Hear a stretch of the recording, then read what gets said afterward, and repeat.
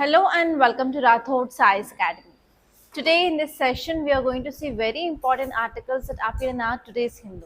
First of all, let us see the topics of the day, and later on we are going to analyze each and every topic from prelims, mains and interview point of view.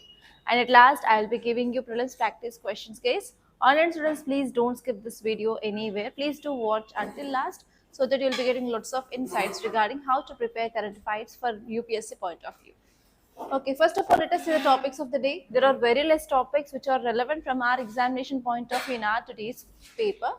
First one is Supreme Court bans textbook, orders seizure of all copies. This article is talking about judicial independence. It is talking about checks and balances. And this topic is especially very important from UPSC point of view.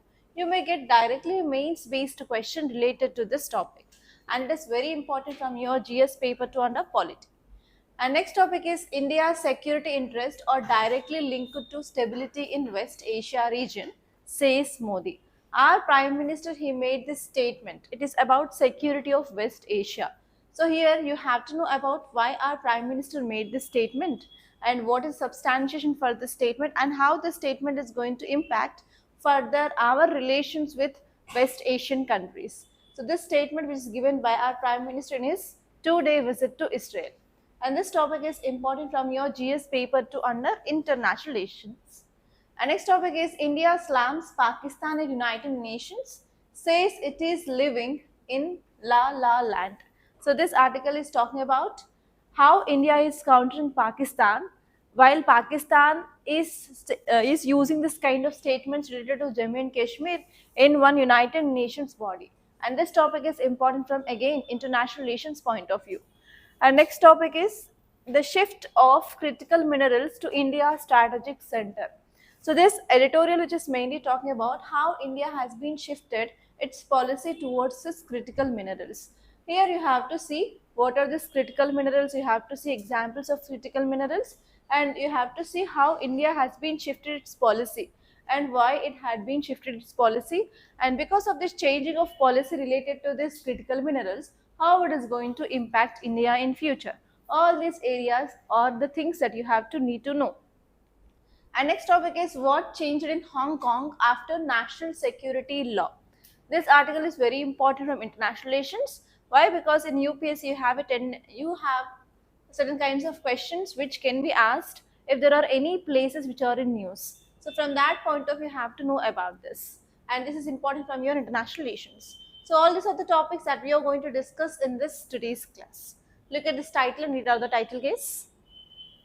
Supreme Court bans textbook, orders seizure of all copies. Do you know what is the issue which is going on related to this NCERT book? So what is the issue? NCERT released new book for 8th class. In that 8th class, they added one chapter. What is the name of the chapter? Corruption judiciary is just one paragraph in that. Role of judiciary in our society.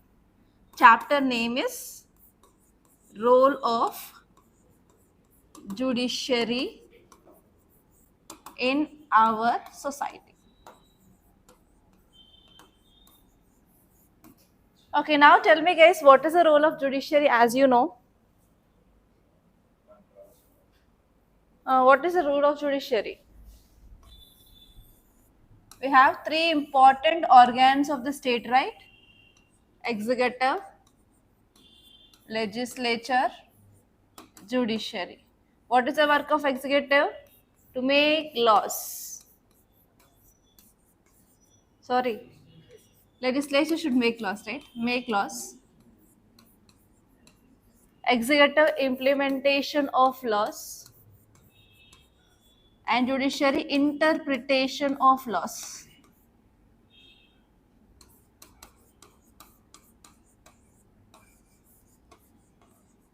Okay, what is meaning of interpretation of laws? If any laws which are made by legislature, whether they are in accordance to our constitution or not, this judiciary will check that. If it is according to constitution, yes, it's okay. If it is not according to constitution, then that laws will be made as null and void by judiciary. Okay, that is the first important function of judiciary. Next, what does this judiciary will do? Examples of judiciary, we have Supreme Court, High Court, subordinate courts or district courts. What they'll do? They will ensure justice in our society. Next, what they'll do? Justice mechanism. Next one is to check whether the laws according to the constitution or not. What this judiciary will do apart from these two?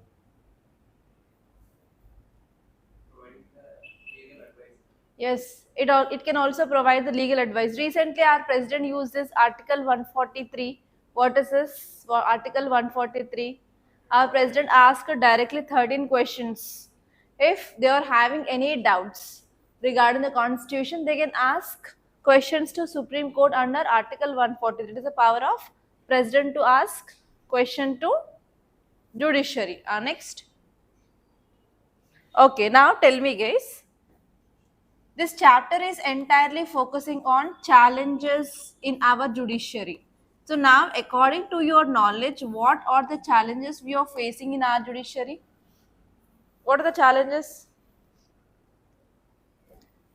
Tell me, what are the challenges you are facing in our judiciary? Come on, fast. Yes, pending of cases is one problem. Next, how many cases are pending? Any idea? Come on. We have 3 levels. Supreme Court. In Supreme Court, around 81,000 cases are pending. In High Courts,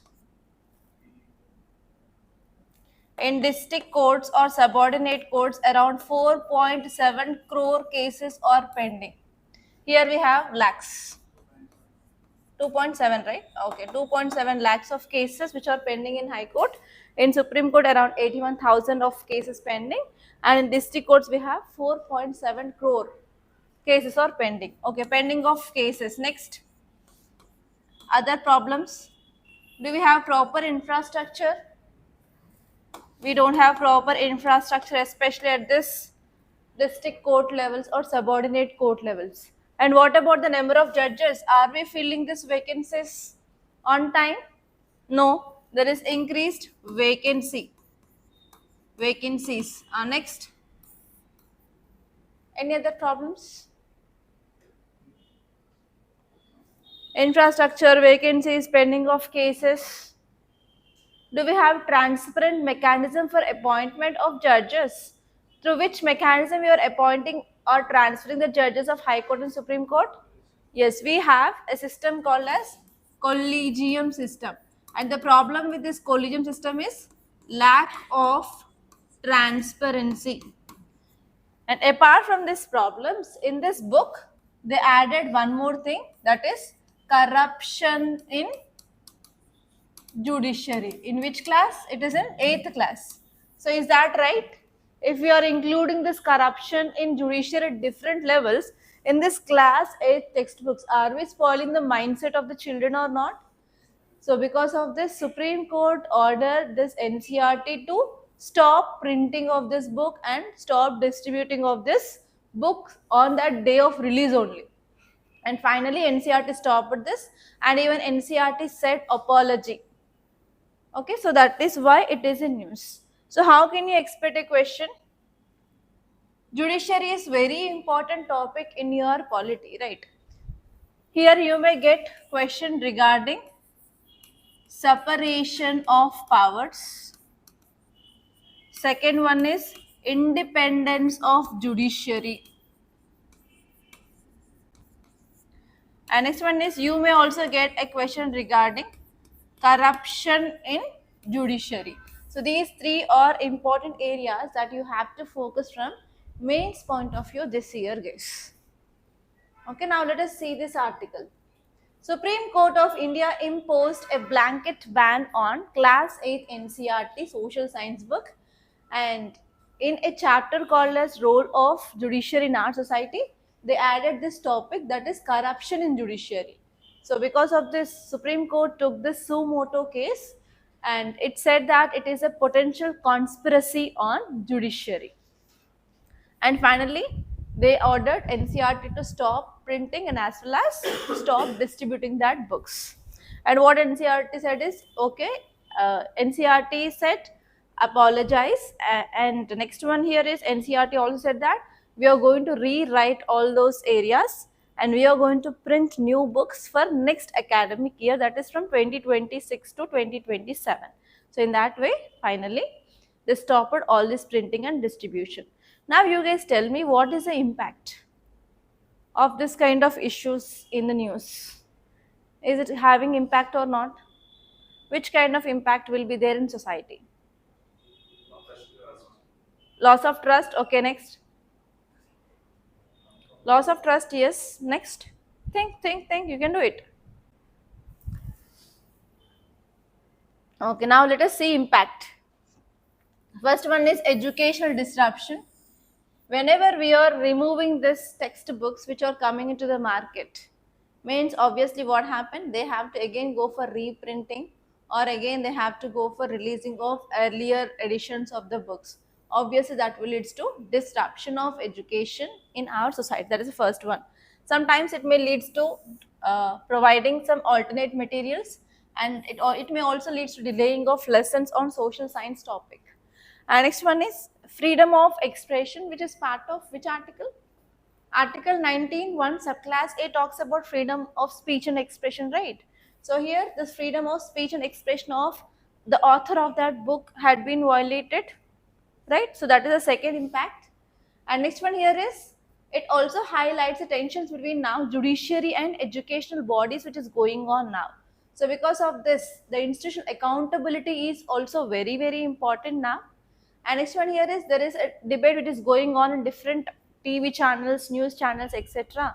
So what happened, the people who don't know about this corruption judiciary also, they came to know that yes, there is certain levels of corruption in this judiciary. So because of this, what happens, obviously the erosion of public trust can happen. The people who have strong belief on this judiciary to get justice will also be get undermined now. So these are the potential impacts. Okay, say this next article, guys.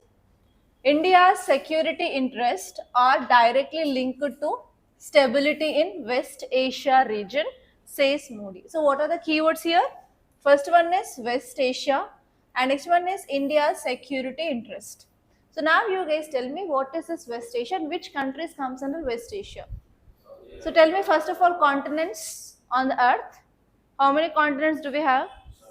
What are they? Asia, Africa, Australia, North America, South America. Next, Antarctica. So which is the largest continent? Asia. Okay, and India is also part of Asia, right?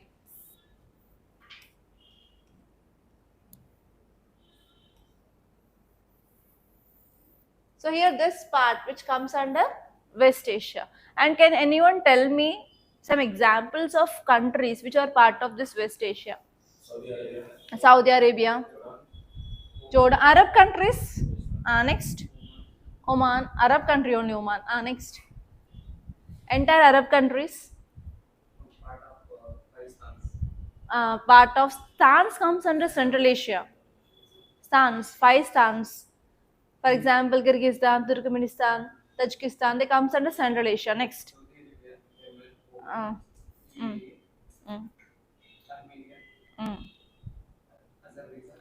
Okay, so you know about at least some Arab countries that are part of West Asia. Now see this statement, our Prime Minister, he is on visit to Israel on 2 days. So in this visit, he said that India's security interests are directly linked to stability in West Asia. Will you accept this statement? So in interview, you may get this kind of questions. Recently, Prime Minister went to 2 days visit to Israel. In that meet, Prime Minister made a statement that India's security interest is dependent on West Asia stability. What is your opinion? Will you completely accept that statement? If yes, how can you say yes, India's security is dependent on the stability? Are you understanding? So in that way, you will be getting questions. And now you guys think and tell me, how India's security is dependent on West Asia's stability. Do you accept this statement? Okay, tell me examples why India's security is dependent on stability of West Asia. Hmm? Come on, one is okay. India invested in West Asian countries. Okay, to protect that investments, we need stability. Next, accepted to some extent. Next, okay, tell me that investment projects, Kiran. Any examples of investments? Chabahar Port, exactly. Next, INSTC. Okay, INSTC. Next, IMEC, India Middle East Economic Corridor. Okay, very good. First point, I got it. Next, from where we are getting oil from? Russia. Now we decreased our imports from Russia. So now we have to depend on this West Asia only, right? Arab countries are very good at oil rich reserves. So we, for our energy security for sure, here security includes lot. Economic security, energy security, people security, our border security, everything. So for energy security, yes, we need West Asia. Next, because India is having very less reserves of oil. Next, other things. Uh, Yes, International Solar Alliance. What is International Solar Alliance? It is a grouping in which especially tropical countries are part of. They want to harness more and more solar energy as part of this ISA. That is also part of our energy security. Next, West Asia. What is happening? Iran issue is going on. Next one is Israel-Palestine issue is going on. And Israel is one of the important defense partner of our country. If we want to ensure border security, if Israel is not strong, will we get our defense related equipments? We are getting around 34% of our defense equipments from this Israel only. And Israel is also going to provide advanced drones for India. We will be getting, if something is happening in Israel, that will be getting affected. Next, what about yes, with which country we did this? Okay, with Oman, UAE, we have agreements. Okay, our economic interest will be affected if something happens wrong there. Accepted. Next, very important point: terrorism. Yes, if we want to counter terrorism in India, we need to have the strong support of West Asian countries. Next, think. You know all the points.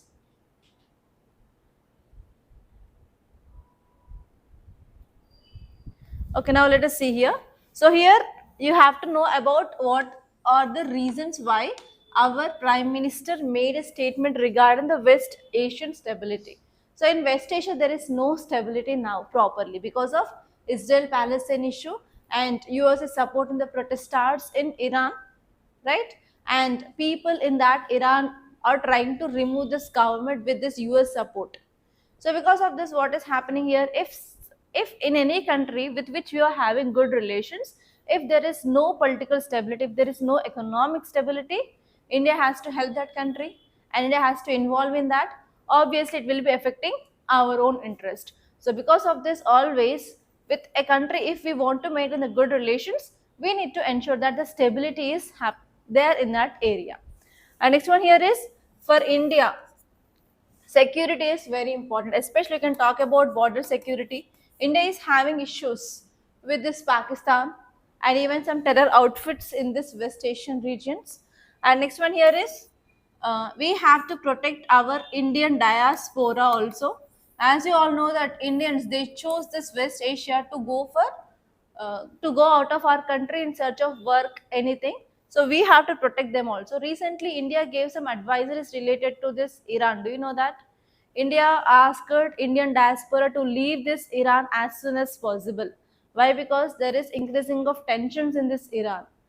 So in that way also, for protection of our Indian diaspora also, we need to have the stability in this area again. So in this way, you have to think in different dimensions. You should not go in one way or narrow minded. You have to think in different areas, how it is going to affect our investments, how it is going to affect our economy, how it is going to affect our Indian diaspora, how it is going to affect our projects, Every area you have to think of.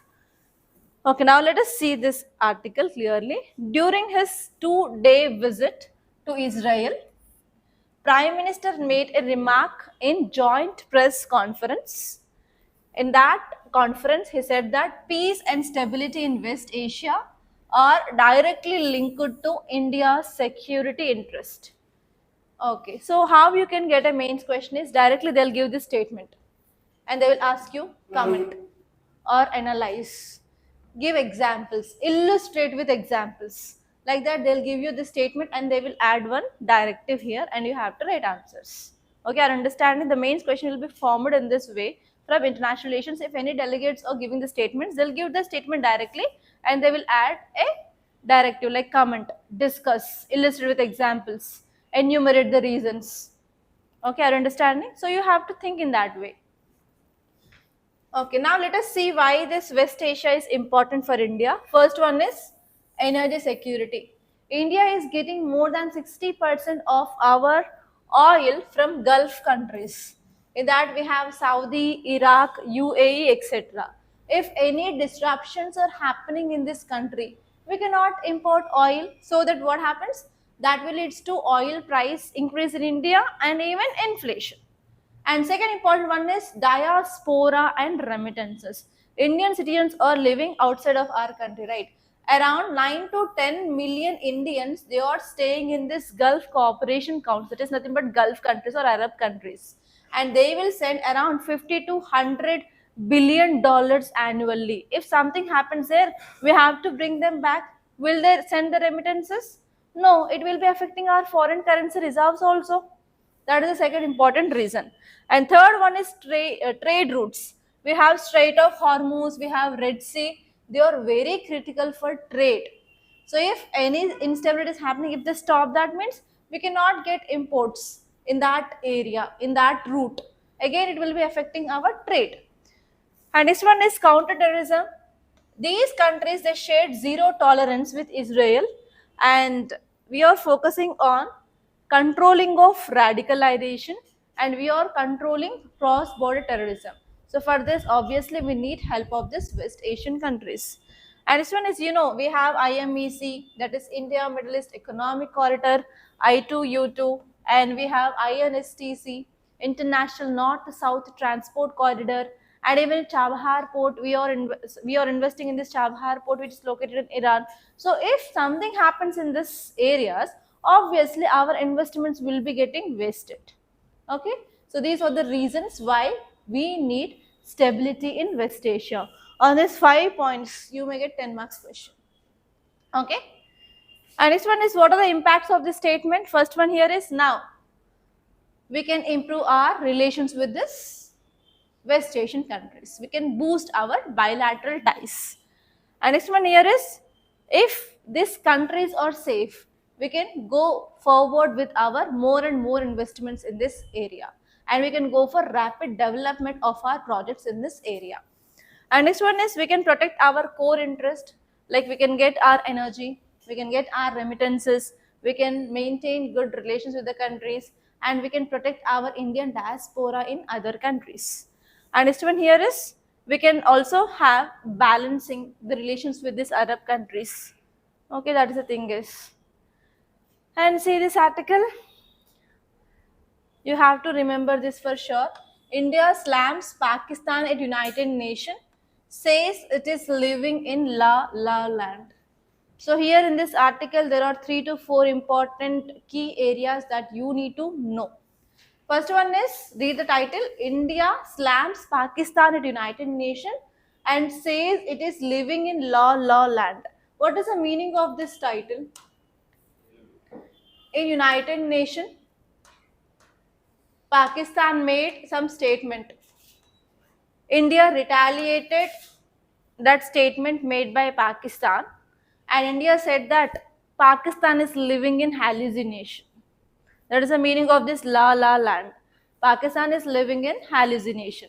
So now, according to your knowledge, tell me, Pakistan made some statements against India regarding which thing? Regarding which topic? Terrorism? Someone said Jammu and Kashmir.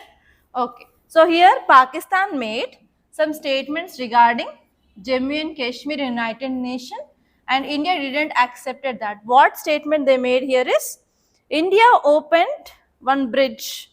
The name of that bridge is Chenab Rail Bridge. Chenab Rail Bridge is the world's highest bridge, inaugurated in Jammu and Kashmir last year. They made this wrong and false statement in United Nations. So India strongly retaliated that. I think Pakistan is an hallucination. If we didn't started that project, how we inaugurated that in the last year? Okay. So always Pakistan will use this kind of United Nations related bodies as a platform to raise this issue of Jammu and Kashmir. So because of this, it is in news. Okay. So here you have to know about what is this United Nation body here. Okay, that is United Nation Human Rights Council. That's the first important area that you have to know. And second one is you have to know about Chenab Rail Bridge. These two are the important areas. From mains point of view, you may get question related to Jammu and Kashmir issue. Okay. Now let us see the context. Now 61st session of United Nations Human Rights Council is going on in this Geneva, and India here delivered a sharp rebuttal during high level segment. Our India's first secretary exercised the right to reply after Pakistan and OIC raised Jammu and Kashmir issue again. So in this United Nations Human Rights Council, in the 61st session, so there is one allegation made by Pakistan along with this OIC regarding Jammu and Kashmir. And now India used this right to reply. Right to reply is nothing but we are replying for the question which is asked by them, and we used this right to reply, and we said that Pakistan is in hallucination or living in La La Land regarding this Chenab Rail Bridge issue. So here you have to know about United Nations Human Rights Council. There is a very high chance of getting question. And next one is you have to know about OIC, Organization of Islamic Cooperation, and you have to know about this Chenab Rail Bridge. These three are very important areas where UPSC can ask you a question 2026. And this Chenab Rail Bridge is world's highest railway bridge. Okay, now let us see some facts regarding this United Nations Human Rights Council. It is intergovernment body within United Nations framework, and it will focus on promotion of human rights across the world. And this was formed in year 2006. Okay, and important mission of this organization is to address human rights violation, and it also gives recommendations, and even it will also facilitates dialogues on thematic and country specific human rights issue. And there are around 47 members. Here you have to focus more. There are 47 members as part of this council, and the tenure is 3 years, and a country can serve maximum of 2 consecutive terms only. 2 consecutive terms. After that, it cannot elected again as a member of this United Nations Human Rights Council. And if you see the membership, African state will have 13 seats. Asia Pacific has 13 seats, Latin American and Caribbean has 8 seats, Western European and other states have 7 seats, Eastern European has 6 seats. Okay, on these seats they might not be asking question, but on this first 3 points you have to focus more. And where it is located, it is headquartered in Geneva, Switzerland. Okay, now let us see the next article. Look at the title. The shift of critical minerals to India's strategic center.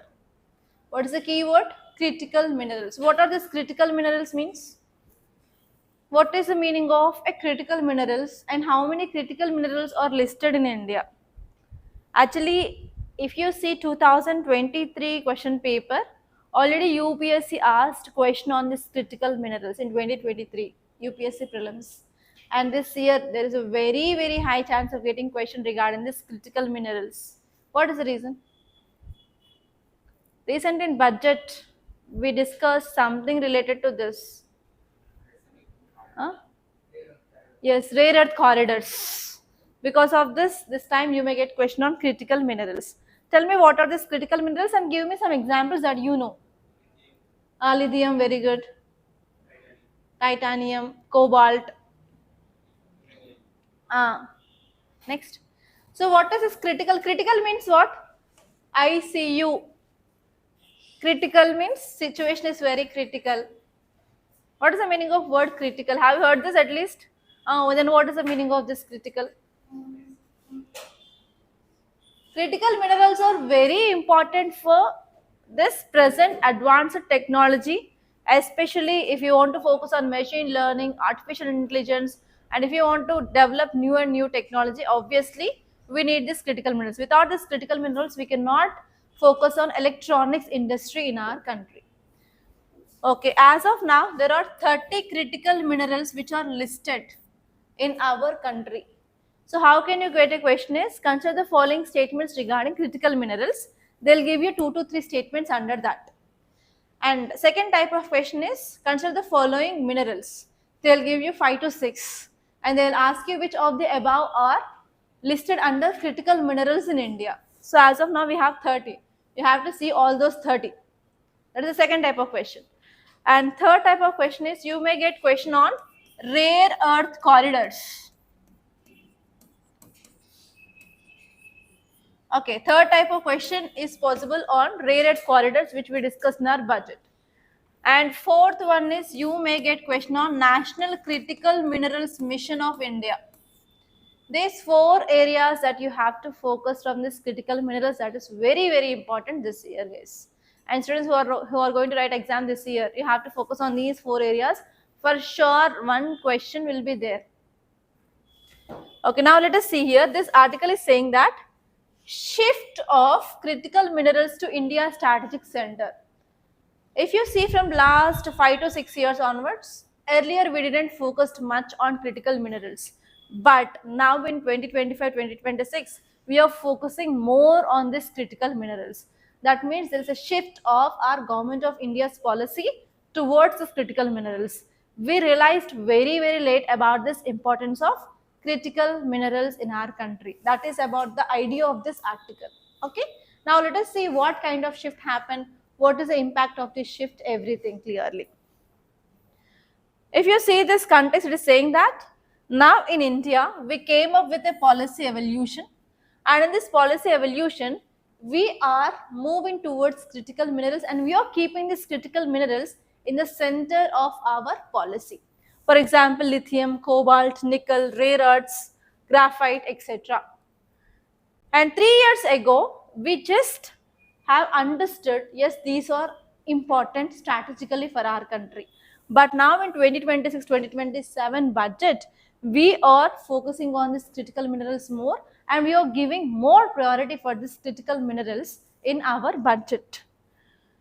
And why there is a move which had been shifted, what is the reason here is, we had came up with dedicated rare earth corridors in mineral rich states. Which are those states?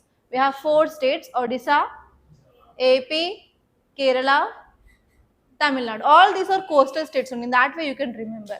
So in these 4 states, Odisha, Kerala, AP and Tamil Nadu, we came up with dedicated rare earth corridors.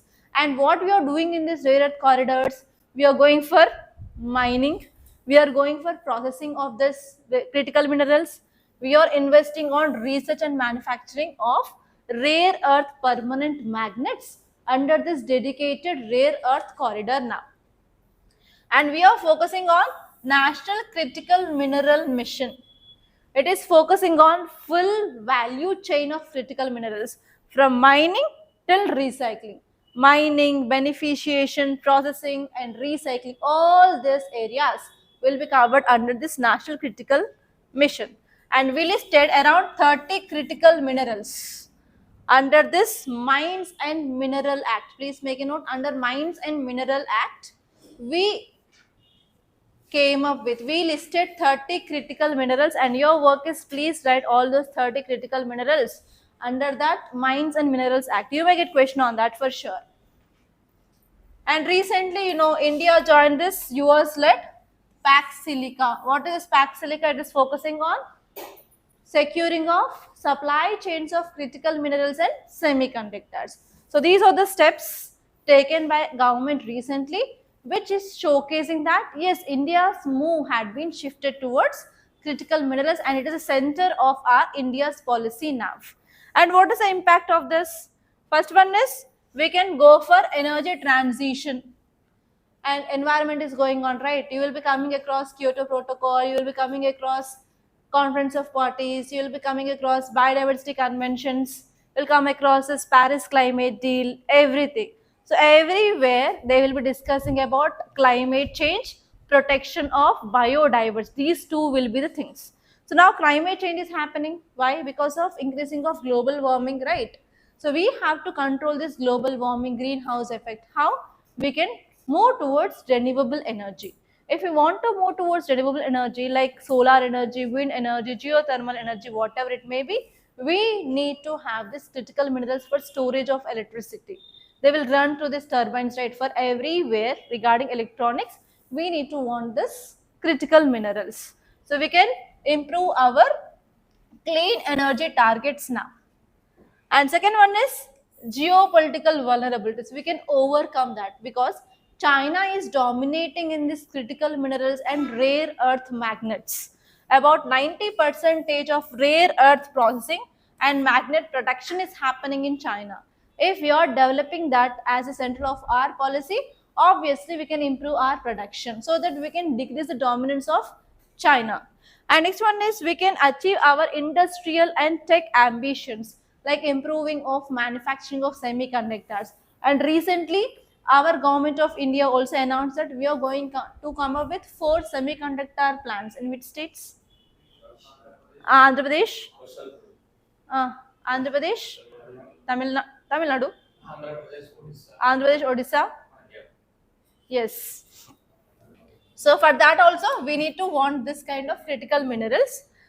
And next one here is for economic security. If you are dependent on our imports on other countries, can we make our economy safe and secure? For sure, no. For making of our economy independent and to make economic security and to make our supply chain resilience, obviously we need to want this.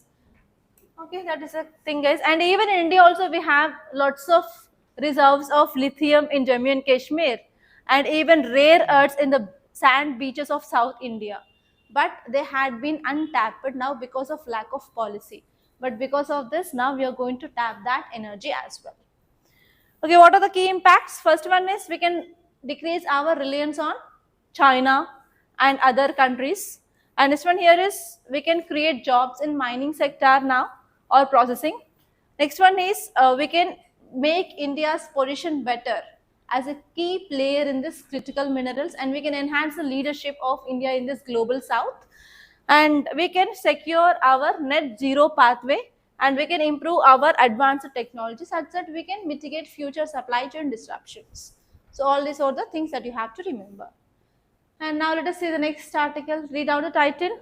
What changed in Hong Kong after national security law? First of all, I want to ask you a question. Where is this Hong Kong? Huh? China. East part, south, north or west? East. Okay. Can you see this map? So this is China. So here in this part we have this Hong Kong. It is very much near to this South China Sea. Hong Kong is a special administrative region on southern coast of China and it is very much near to this Pearl River Delta. Okay, so actually what happened here is China wants to control its administrative regions tightly. And which government is in power in China? Which party? Communist Party. What is the ideology of Communist Party? Huh? No? Regarding democracy. Distribution of wealth? Huh? Whether it is socialist party or leftist party or capitalist party. Left? Huh? No question on government. Socialist Party. Other people? You need to have this clarity, know which party is that, what is the ideology of which party.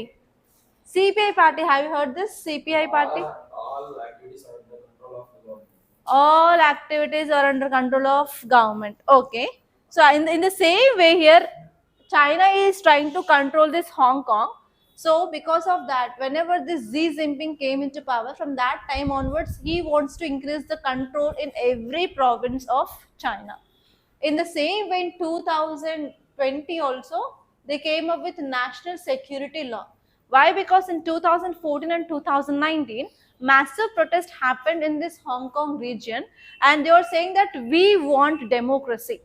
And the CPI party is not allowing that. That is Communist Party of Xi Jinping is not allowing that, and they want to suppress this kind of protest against the government. And they imposed this national security law in 2020. From that time onwards, lots of changes happened in this Hong Kong. So what kind of changes here is, whatever the pro-democracy parties are there, they largely disbanded them and disqualified this pro-democratic political parties in this Hong Kong. That is the first thing. And next one is mass arrest of prominent figures happened in that region. And this one is, there is curtail of freedom of speech and expression and freedom of assembly. We have even in fundamental rights freedom of assembly. Assembly is there, no? That is Article 19(1) subclass B. So that had been curtailed in this Hong Kong region. And even in education also, they came up with this patriotic curriculum. It is breaching the teacher's interest to teach them clearly about what is democracy. So in this way, what is happening here is each and nook and corner of this Hong Kong got been curtailed and controlled by this national security law. That is why it is in news. So how you can get a question here is, UPSC has the tendency to ask the question related to the places in news. They'll give you a pair-based question in this format, like list 1 or list A and list B. They'll give you places which are there in news, at least 3 to 4, and they will ask you why it is in news. Hong Kong is in news because of national security law. Are you understanding? Like that. For example, Ethiopia is in news because of volcanic eruption. Okay, like that. See the prelims questions, guys. First one, consider the following statements about India's strategy on critical minerals. First statement is, India has established rare earth corridors in states like Odisha, Kerala to promote mining and processing of rare earth permanent magnets. Second statement, China's dominance in rare earth processing accounts for over 90% of global capacity, posing geopolitical risk to India's import-dependent supply chains. And third one is, the Union Budget 2026 to 2027 exempted custom duties on all critical minerals to boost domestic manufacturing. 1 to 3. Think once again. Third statement. How many critical minerals are there? 30. On all this, if government is exempting custom duties, won't it affect the revenue of government? So actually they exempted only cobalt and lithium, not all. Okay, so see this extreme statement, on all. Are you understanding? So answer is 1 and 2 only, not 1, 2 and 3. See this next question. Consider the following statements regarding United Nations Human Rights Council. First statement is, UNHRC was established in 2006 as a successor to United Nations Commission on Human Rights and consists of 47 member states elected by United Nations General Assembly. Members of, second statement is, members of UNHRC serve for a tenure or term of 3 years and are eligible for immediate re-election after 1 term. And next, the Universal Periodic Review is a mechanism under UNHRC where all United Nations member states' human rights records are reviewed every 4 to 5 years. Which of the statements given above are correct? Think about this. Use common sense. Okay, can you see this? Yeah, online students, that's all guys. By this I'm concluding. Thank you so much guys for watching, and if you like this class, please do hit the like button, please do share this class to your friends, and do subscribe to Rathod Science Academy. And if you want to start your UPS preparation, we are going to launch a new batch. So please do join that new batch of GS Films Cum Mains Foundation. And we are providing both on online and offline. And if you have any queries, please do contact us on this number 8074765513. Don't forget, guys. Thank you so much.